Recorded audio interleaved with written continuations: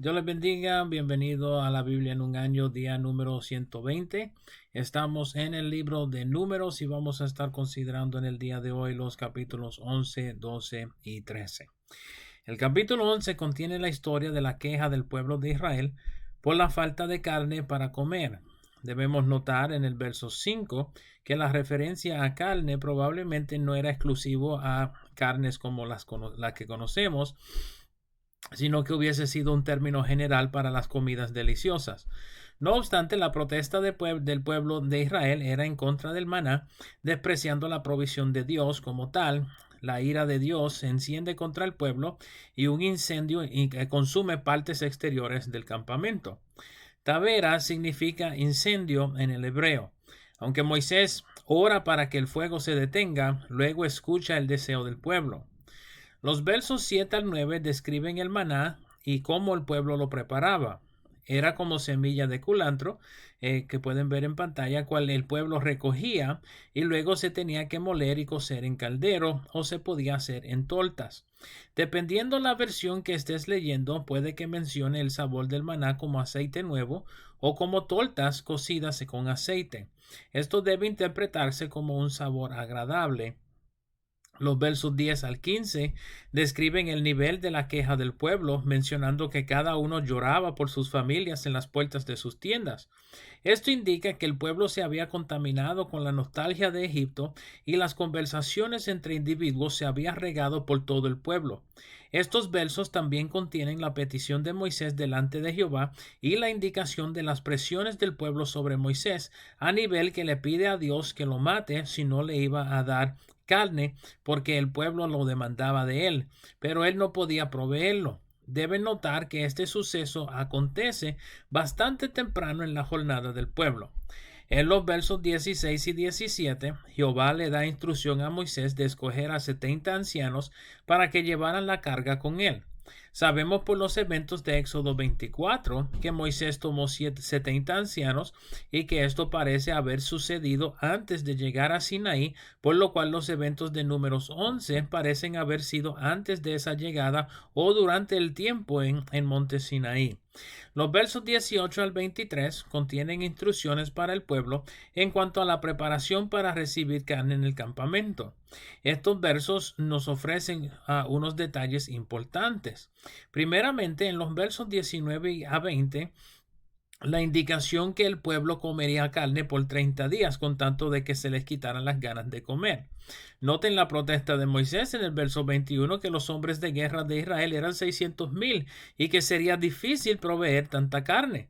Segundo, en esa misma protesta, en el verso 22, deben notar la indicación de que las ovejas y los bueyes, aunque incluía todos los ganados de Israel, no eran para alimentos del pueblo. Esto porque los ganados eran santificados para el sacrificio a Jehová. Recuerden cuando Israel salió de Egipto, Moisés le dijo al faraón que no sabía qué habían de ofrecerle a Jehová.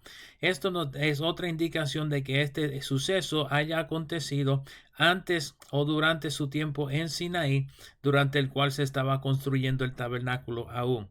Tercero, deben notar que este suceso acontece, como dije, antes de la implementación del tabernáculo, luego del cual se apartaba parte de los sacrificios para el consumo y el pueblo entonces no estaría falto de carne. Al momento de escritura, entonces, aparentemente no comían de los ganados. Los versos 24 al 30 describen el empoderamiento de los 70 ancianos por el Espíritu de Dios. Noten que los 70 ancianos, cual incluía dos quienes quedaron en el campamento, profetizaron sin cesar al llegar el Espíritu de Dios sobre ellos. Los dos en el campamento fueron convidados al tabernáculo, pero no llegaron. Noten la mención en el verso 26 de que fueron inscritos, indicando que hubiera una lista oficial de los 70 ancianos de Israel. Deben notar las respuestas tanto de Josué como de Moisés al escuchar que estos dos profetizaban entre el campamento. El capítulo termina con la descripción de las codornices enviadas por Jehová al pueblo. Noten en los versos 33 y 34 la gran plaga cual Jehová les envió como resultado de su codicia. Kibrot Hataba, el nombre del lugar de la plaga, significa literalmente tumbas de los codiciosos. El capítulo 12 contiene la historia de la murmuración de Aarón y María contra Moisés.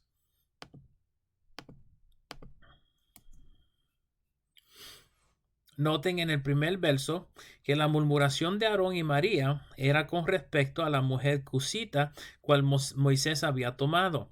Hay mucha discusión sobre quién era la mujer cusita de Moisés. Las enseñanzas de los rabinos enseñan que Moisés huyó de Egipto por Cus, cual típicamente indica a Etiopía. Séfora, la hija de Jetro y esposa de Moisés, mencionada en la Biblia, era madianita, no cusita. Hay indicaciones de que Moisés haya tenido un matrimonio político en Cus antes de llegar a Madián. Sin embargo, la indicación de la protesta de Aarón y María parece haber sido que Moisés se haya separado de su mujer por motivo de ser profeta de Israel. Este capítulo es interesante por cuanto nos indica en el verso 4 que Jehová aparece haberle hablado tanto a Moisés como a Aarón y a María. Noten también en el verso 3 la mención de la mansedumbre de Moisés. Los versos 5 al 10 describen la aparición de Jehová a Aarón y María desde la columna de nube en el tabernáculo. Noten la diferencia entre Moisés y los profetas de Dios. Jehová no niega haber hablado por Aarón y María, pero su manera de hablar con Moisés es distinto, mencionado en el verso 8 como siendo cara a cara. Recuerden esta descripción de Éxodo 33, verso 11, cual nos indica que Jehová hablaba con Moisés cara a cara como cualquiera con su vecino. Pero en este verso hay una distinción importante. Noten que dice que Moisés vería la apariencia de Jehová, es decir, la imagen de Jehová, cual es Jesús mismo. Cuando Jehová se aparta del tabernáculo, María estaba blanca con lepra. Los versos 11 al 16 describen la reacción de Aarón al ver la condición de María. Suplica a Moisés a orar por ella para que no muriera. Moisés ora por ella, pero noten la reacción de Dios como padre quien escupiera el rostro de su hija. Esto no lo hemos cubierto todavía, pero tendría que salir del campamento por 7 días antes de poder volver al campamento. El capítulo 13 contiene el mandato de Dios de enviar a los 12 espías a la tierra prometida.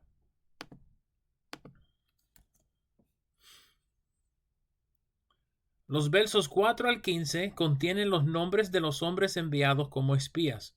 Deben notar en el verso 6 a Caleb, hijo de Jefoné, de la tribu de Judá. Él será parte de la historia futura de la conquista. Noten al igual en el verso 8 a Oseas, hijo de Nun, de la tribu de Efraín. Oseas es actualmente conocido como Josué en otras referencias del Antiguo Testamento, y esto por el detalle que encontramos en el verso 16, que Moisés le puso por nombre Josué. Caleb y Oseas son los únicos 2 espías quienes dan un buen reporte de la tierra prometida.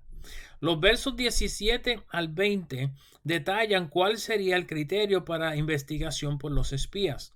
Habían de mirar cómo era la tierra, cómo eran las ciudades, cómo eran los habitantes y cómo era el fruto de la tierra. Noten en el verso 20 que era el tiempo de las primeras uvas. Los versos 21 al 25 describen el tiempo de observación de la tierra por los espías. Noten la mención de Hebrón. Hebrón viene a ser el capital de Israel durante los primeros años del reino de David.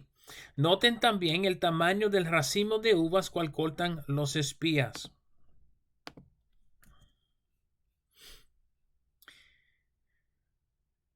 Era cargado entre 2 hombres, indicando el fruto de la tierra prometida. También llevaron higos y granadas, aunque no se nos da descripción de estos. Noten en el verso 25 que estuvieron observando la tierra por 40 días, luego de lo cual vuelven al campamento a dar su reporte. Los versos 26 al 29 incluyen el reporte inicial de los espías. Deben notar que les mostraron los frutos que trajeron de la tierra y que describen a los grupos cuales habitaban la tierra en los lugares específicos cuales habitaban. Los hijos de Anac eran conocidos como una raza de gigantes cuales habitaban la tierra de Canaán. Noten la referencia a Amalek habitando el Negev. El Negev era la región desierta al sur de lo que sería Israel, y los amalecitas fueron los primeros en enfrentar a Israel en guerra durante su jornada. En el verso 30, Caleb hace callar el pueblo para dar su opinión sobre lo que vio en la tierra prometida. Caleb recomienda que el pueblo suba a la tierra para tomar posesión de ella. Sin embargo, en el verso 31, los demás espías hablan en contra de su idea, diciendo que los habitantes del pueblo eran demasiados grandes y poderosos como para poder contra ellos. Como resultado, en los versos 32 y 33, las palabras siguientes de los espías inspiran temor en el pueblo de Israel en cuanto a la toma de la tierra prometida. Aunque no se nos menciona en este capítulo, Josué estuvo también del lado de Caleb. En el próximo capítulo, cual vamos a cubrir mañana, veremos la reacción del pueblo ante las palabras de los espías. Estos han sido los capítulos 11, 12 y 13 del libro de Números. Espero les sea de provecho y nos veremos por esta parte otra vez mañana. Dios les bendiga, Dios les guarde.